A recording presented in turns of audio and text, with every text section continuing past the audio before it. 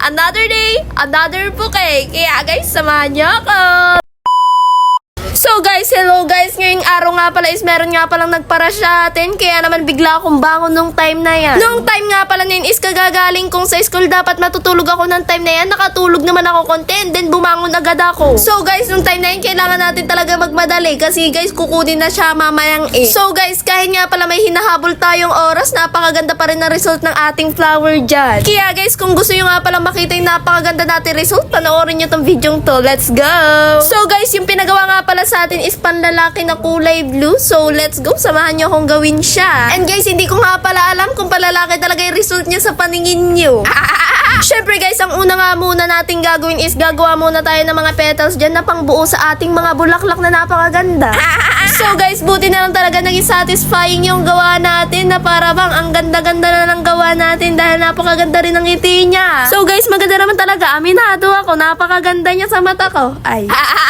And guys, nung time nga pala nyo is naglagay ako dyan ng mga pautot. Trinay ko nga pala yung napanood ko sa TikTok dyan. So guys, yung ginamit nga pala nila is magandang oil pastel yata yung ginagamit nila. Pero ako trinay ko dyan yung oil pastel ko. Nung time nga pala nyo is habang naggagawa ako dyan ng bulaklak, bigla nga pala akong tinawag dyan ni daddy para magmerienda muna. Kaya naman guys, napamerienda tong babaeng to. Let's go! So yan guys, pinamerienda na rin natin si Luluping, yung taga-alaga natin ng bata. So yan guys, for the kain muna ang kabukikay nyong yan. Napakasarap talaga ng ating merienda, noodles at saka tinapay. At syempre, pagkatapos nga pala natin magmerienda dyan, nandito na naman tayo sa part na maggagawa na naman tayo. And then maya-maya nga pala is nakakita ako ng pira-piraso na hindi ko yata natuloy na bulaklak dyan. So ayun guys, tinuloy ko siya. And then ayun din, sinama ko din siya sa aking idea. And then guys, meron nga pala akong chika bell sa inyo na napakagandang palit at super saya ko. So diba guys, meron kaming tindahan. So yung kalahating yun, gagawing flower shop and ako na daw bahala mag-design. Gagawin ko siyang napakaganda at punong-punong design. So guys, sino bang hindi matutuwa doon na para bang magkakaroon ka ng sariling tindahan? Yung dating nasa istante lang yung mga bouquet natin, ngayon magkakaroon na sila ng sariling lagayan. Let's go!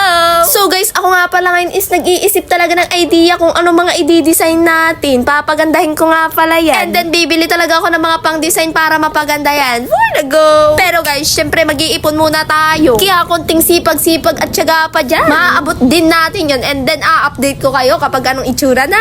Kaya guys, help me. Don't forget to follow, share, comment, and like to this video.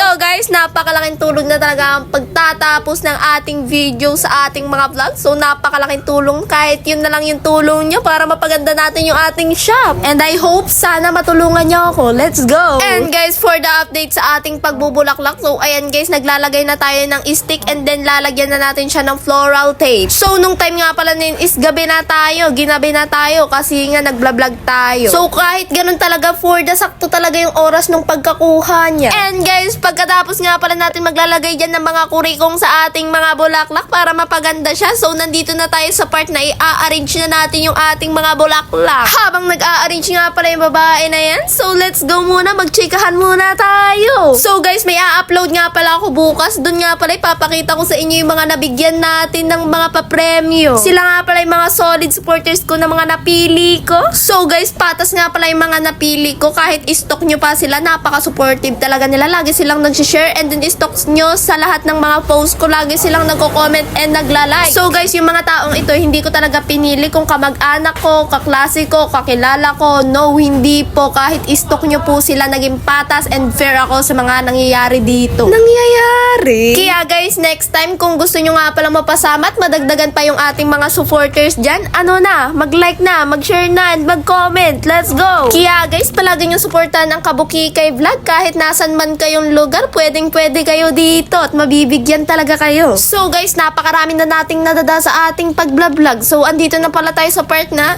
nirarap na natin yung ating bouquet. So guys, sa nakikita nyo, konting wait na lang matatapos na yung ating bouquet. Kaya guys, wait nyo at tapusin nyo tong video to para makita nyo yung napakagandang resulta ng ating bulaklak. Sa nakikita nyo guys, hindi pa tapos pero napakaganda na. Charis. By the way guys, ito nga parang bulaklak na ginagawa natin is new design na naman natin. Kaya guys, may mga gusto na namang mamili sa ating mga design, meron na naman kayong bagong pipiliin. Napakaganda. Pipiliin. And guys, kaya naman yung babaeng yun, samahan nyo nga palang magrararap dyan. Wala na nga akong masabi sa inyo, kaya sasabihin ko na lang kung paano ko ginagawa yan.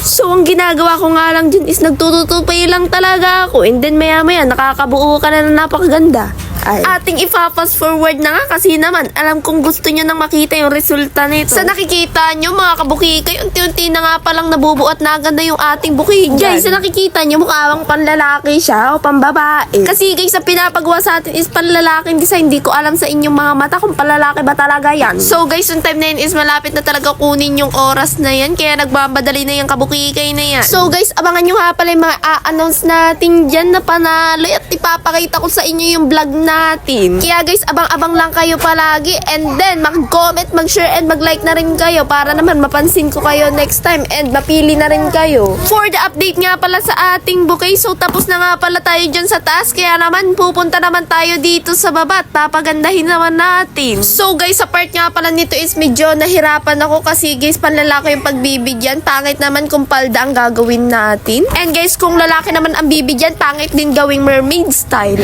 Kaya guys, ganito na nga lang pala yung ginawa ko. And mukha naman siyang naging panlalaki talaga. Ayan guys, sa nakikita nyo. So guys, sa nakikita nyo, for the success tayo dyan sa palda. For the go! And dahil tapos na nga tayo sa palda, nandito na tayo sa part na panghuli talaga. Nandito na nga pala tayo mga kabukikay sa part na lalagyan na natin siya ng ribbon. Ito na nga pala yung huli at konting wait na lang makikita nyo na yung result na hinihintay nyo. Kung nakaabot ka nga pala dito, maraming salamat po talaga sa inyo. And don't forget to follow, share, comment, and like to this video. And guys, hindi pa nagtatapos dito, ipapakita ko muna sa inyo yung kukuhanin na. Ayan na nga pala po si ate, kukunin na. Salamat po! Bye-bye!